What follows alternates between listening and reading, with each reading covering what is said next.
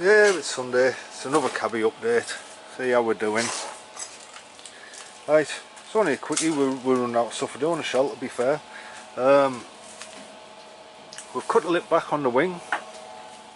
We've put two little reinforcers, a little reinforcing plate in here and a little reinforcing plate in here, just spot welds to the wings and air panel, and obviously on the lip as well.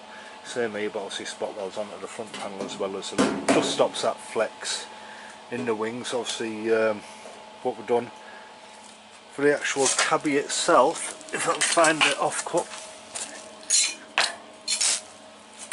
So we've just basically, we've cut this lip off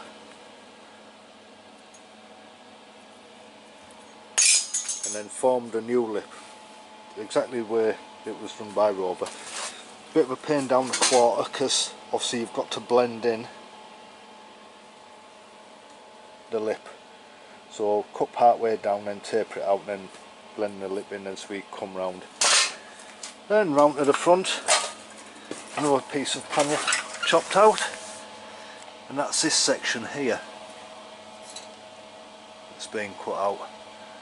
And what this is for, it allows access when the body kit's on to the spotlights that are in the body kit. Not the most beautiful of cuts, like, but that's the way they decided they were doing it. So we've got that to do on the other side. Same thing, this has not been done yet obviously. So this to cut off, what we do, we trim this little bit back here, cut these off, and then we've just got a little tool that we have a slot in, goes up, bend it round slowly, cut a little lip off on the inside of there just so we can get the bend, and then it just finishes as you're seeing on the other side. So we'll do that one next week. Like I say, we are actually running out of stuff to do. We're still waiting for the steels. We've got a couple of daft little bits and pieces, fuel line screws to go in, screws to hold the heat shield for the catalytic converter in place, a few more cabbie related bits, but I can't put them in until I put the steel in, obviously.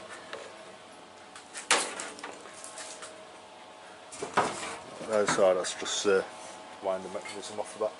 Oh, so onto the back as well.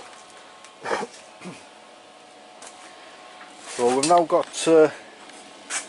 we've got a bit of light on it. We've now got a closing plate fitted, and the valance is just clamped up for now. So we've got another closing plate that we need to put on the other side, but this side one's fitted, along with a little reinforcement triangle that goes in the boot. All the boots, the back end and everything is fitting up lovely now. It's absolutely sweet as a nut. Took a while fettling that. There's a load of grinding and all that still to do, but there'll be a bit of a day of grinding on the car and go around, just run over everything. Final grind with flat discs, make sure everything's nice and flatted back. But yeah, there we are guys. So got this closing panel to go on, valance to go on, them steels to go in. It's just a few little bits and pieces, and then we've got ourselves, as you can see, the Rover Mini Cabriolet, the hell's a Cabriolet shell, looking like a Cabriolet shell. We're looking good for getting into primer for Christmas at this rate, I think. Obviously I'd love to get a bit of paint on it as well by then, but I'll be just happy if we can get it into some sort of primer so we can actually get onto the bodywork then. Any daft little imperfections, you know, we'll start correcting them. But we need it fully in an etch primer first. Once we've got an etch primer, we'll go over, start getting all the bodywork defects sorted out. Any daft little dents, you know, anything, grinder marks, stuff like that. Get all that sorted out, then we can get it sealed up. Jesus Christ, there's going to be a lot of seam sealer goes into this. I didn't really want to use the normal polyurethane stuff. I was after using the correct type of stuff. So we've located the stuff called Fuser, which Fuser HD I think it's going to be what we're using for seam sealer. It's about 25 quid a tube, which is, damn, it's steep, but it's got to be done properly, so we'll be having to get a ton of that caked into it, and then we'll be going to an epoxy primer, and then we can start looking at flattening back for paint then. But hey ho, these are in the dim and distant future, which is getting closer thankfully. Right, well there we are, mini Cabriolet shell. A few bits left to do, but on the whole it is now really getting there. We've got to love these gaps, by the way. The doors aren't bolted up yet, they're just sat in place, but no, everything's sitting so nice.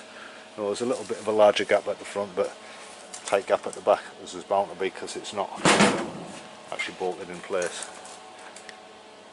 Yeah, right guys, it's been a short weekend.